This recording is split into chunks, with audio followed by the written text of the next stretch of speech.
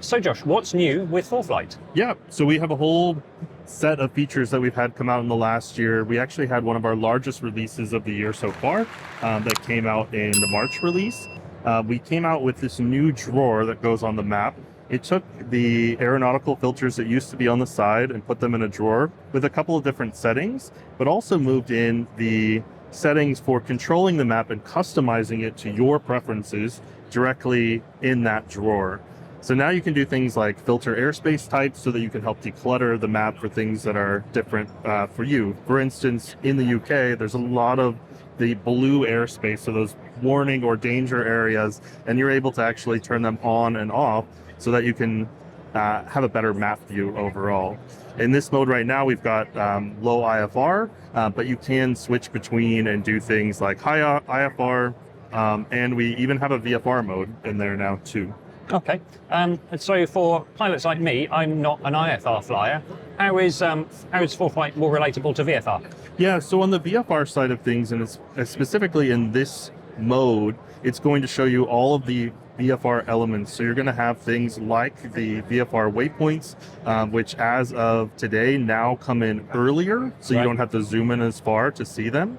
We're going to have things in here like the approach corridors, as well entries and exits into the airport that you're not going to see on the low IFR mode. So it actually hides those when you move into that mode. Okay. Each one of these different modes are configurable as well. So if you say in VFR, by default, we have airways off. If you want to have those on, you can turn them on, but it's really up to you.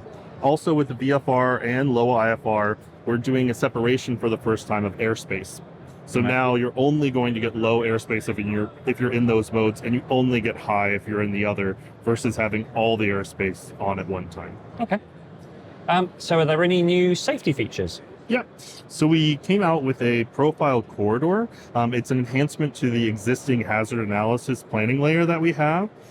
What it will allow you to do is if you have a route in, you'll have a corridor that goes along the outside of your route, and then you'll be able to see things like the highest obstacle, the highest terrain within each leg of the route itself. You're able to adjust that view as well so that you can adjust the corridor by going in to the settings here and then changing the corridor width. So if I wanted a narrow corridor, say 2 nautical miles on each side, so 4 nautical miles total, it will redo that calculation so you can be a little bit more precise with your planning. Okay. For instance, right now we have some terrain in the way, and this might be a good opportunity for us to drag and choose a new point to avoid that terrain, but then it will still check for those pieces in that new leg that was added. Great. As far as other functionality, we've added a couple new things too that are important to have in there.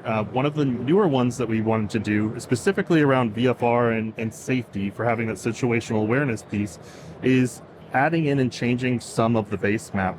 So you may be able to notice when I go to Friedrichshafen that we've got some better depiction of things like roads. We now have power line information as well, so you can avoid flying over or into any power lines. Always useful, yeah. Always important to have. But we've tried to make those elements also come in sooner. We've taken the forest and pushed them back a little bit more. So there's still contrast, but they're not as in your face. Right. So you can use them for situational awareness and then have a better understanding with your iPad mounted on the window or on your knee, wherever you find it most helpful.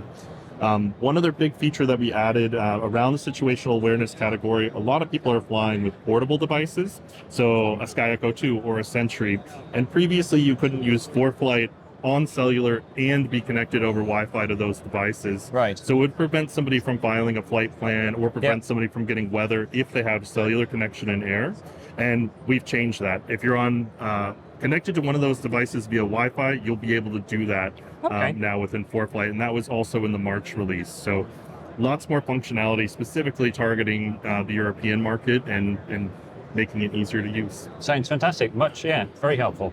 Yeah.